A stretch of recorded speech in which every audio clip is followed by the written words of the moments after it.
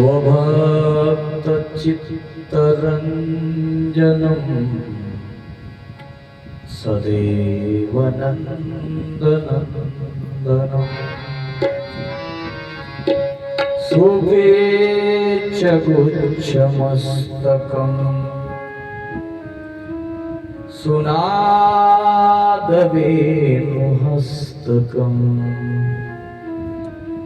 अनङ्गरङ्गसागरं नमामि कृष्णनागरम् मनोजगर्वमोचनं विशाललोललोचनम् विधूतगोपशोचनम्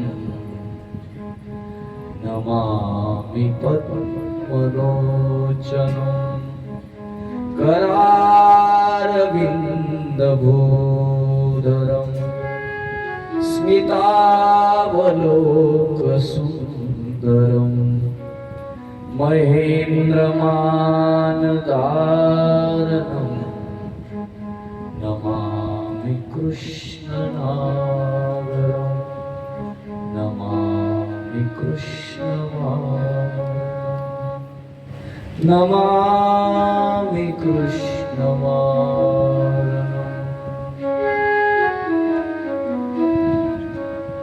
आनंदकंद परमात्म्याच्या सुंदर चरित्र कथेमध्ये सम्मिलित झालेल्या सर्व साधक मायबापांच्या चरणी साष्टांग प्रणिपात करतो।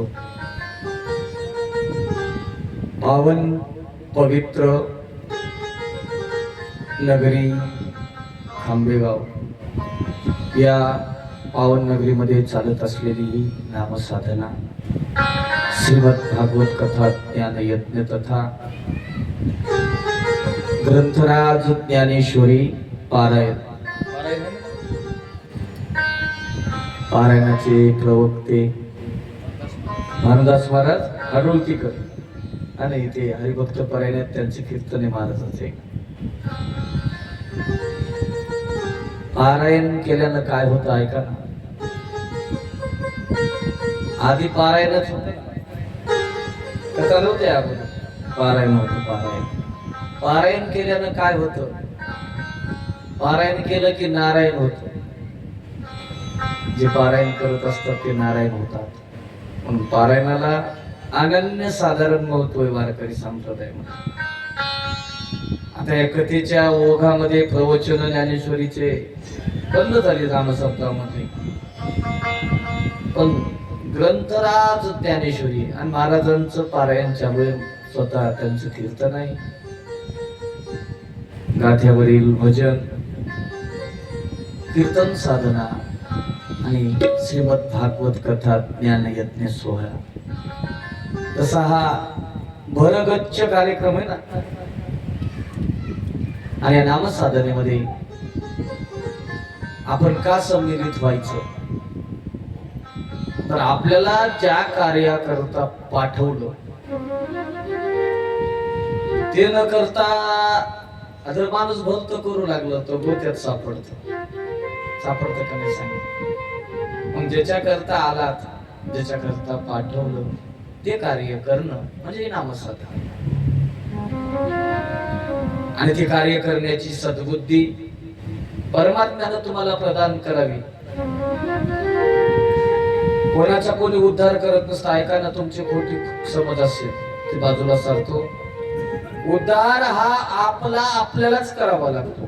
ज्ञानोबा रायांना म्हणावं लागलं, आपुली आपण करा सोडवं। आपण बांधलेलं गेलो मग आपल्याला सोडवण करायची। ऐका, बंधनं दोन प्रकारचे असतात। वेदांताची परिभाषेमध्ये सांगितलं तर अन्यकृत बंधन आणि स्वकृत बंधन। स्वकृत म्हणजे स्वतःच बांधून घेणं स्वतः, आणि अन्यकृत म्हणजे दुसऱ्यानं बांधणं। दुसऱ्यानं बांधलेलं सोडता येतो दुसऱ्याला, पण स्वतःच बांधून घेतलेलं स्वतः सोडावं लागतं। त्याच्याकरता माकडाचं उदाहरण देतात संत महाराज। माकडे हाताशी फुटाने, त्याचा फुटाने हात घातलाय माकडानं आणि फुटाने काढताना ते हात अडकलाय. आता माकडाला ते हात बाहेर काढायचा आहे, तर काय करावं लागेल? फुटाने सोडावं लागतं. ते बंधन सोकृत आहे. तसं अनंत जन्माची जी परंपरा जीवाच्या मागे लागली, ती अनंत जन्माची परंपरा ही सोकृत बंधन आहे. आणि ते सोकृत बंधन असल्यामुळे ज्ञानोबरायांनी सांगितलं ते तुम्हाला सोडावं लागेल, फक्त मार्गदर्शन संत करतात. वेदांत शास्त्रामध्ये 2 सामुग्र्या सांगितल्यात. वेदांत केसरी रंगनाथ गुरुजी परभणीकर सांगायचे. ज्ञापक सामग्री एक असते, क्षेपक सामग्री एक असते. संत ज्ञापक सामग्री आहेत. ऐका, तुम्हाला दाखवता देव ते, तुझा आत्माच तू देव आहे. मग ते मानायचं कोण? हे आपल्याला मानावं लागतं. बंधन आपल्याला सोडवावं लागतं. मग ते बंधन सोडवण्याकरता ही संत महानुभवांनी आपल्याला ही परंपरा लावून दिल्यात. हे नामसाधना काय तर मोतीरामजी महाराजांना, कोणजी महाराजांना, मारुतरावजी महाराजांनी आपल्याला परंपरा लावून दिलेल्या आहेत. या परंपरेच्या माध्यमाने तरी आपापलं बंधन आपल्याला तोडता येईल आणि ते अवश्य आपण ते बंधन तोडण्याचा प्रयत्न करावा. एवढंच कथेच्या पूर्वी तुम्हाला सांगतो. आणि आपण आपल्या या जी कथा आहे त्या कथेच्या गाभाऱ्यामध्ये आपण प्रवेश करणार आहोत. काल आपण जो उत्तरेचा पुत्र, अभिमन्यूचा पुत्र असणारा परीक्षिती, त्या परीक्षिती राजाची कथा आपण पाहिली होती. आणि शेवटी कसं बघा, माणसाचं जे कर्म असतं ना, ते कर्म काही केल्या सोडत नाही. राजा परीक्षिताचा जो अधोगतीचा म्हणा क्षापाचा भाग होता ना, तो त्याचा कर्म असेल. तर शास्त्रामध्ये तसा ओहापोह झालेला नाही. राजाला हा शाप कशामुळे मिळाला असं पाहत असताना मी बरेच वेळेस पाहिलं, राजाचं काही कर्म मागचं होतं का, पण तसं काही ग्रंथात आतापर्यंत नाही सापडलं राजाला. तरी काहीतरी कर्माचा भाग राजाला दुर्बुद्धी येते. जरासंधाचा राजा टोप घालतो आणि टोप घालून अरण्यामध्ये कधीच न जाणारा राजा शिकायला आपण पाहिलं नाही. राजाला त्या शमिक ऋषीच्या मुलांकडून शाप दिला जातो आणि शाप दिल्यानंतर राजाला जेव्हा या गौरमुख नावाच्या शिष्यामार्फत ही बातमी कळते, ही बातमी जर तुम्ही आणि ऐकली असती, तुम्हाला तुलना करा अगोदर. कथा कशी तौलनी करता आली पाहिजे. तुलना तुमची करतो मी. तुम्हाला बातमी मिळाली, फलाण्या माणसाने, आता शाप देण्याचं सामर्थ्य कोणाकडे नाही, भीत जाऊ नका कोणाला. तुम्हाला कोणा सांगितलं तुला असा शाप झालाय, 7 दिवसानंतर असं व्हायचं, तर तुम्ही काय करसाल आणि राजाने काय केलं, एवढीच तुलना तुम्हाला करतो. जे आनंद जन्माचा अभ्यास असतो ना, त्या अभ्यास कामाला येत असतो. राजाच्या कामाला तो अभ्यास आला. राजानं ऐकलं आणि ऐकल्याबरोबर सोन्याच्या सिंहासनावर राजा परीक्षिती बसलेला आहे. परीक्षिती राजा खाडकून त्या सिंहासनावर उठला, खुर्ची सोडली. तसं खुर्ची सोडा वाटना संजयराव, ते पुन्हा गुवाहाटीला येऊन का होईना पण ती खुर्ची घेऊ वाटते लोकांना. पण राजानं सोडली, सोडण्याला म्हणतो. राजा त्या खुर्चीहून उठून उभं राहिला. सांगितलं जन्मेजय, पोराला बोलवलं, हे रे बाबा, काहीच नाही, या खुर्चीवर बसतो.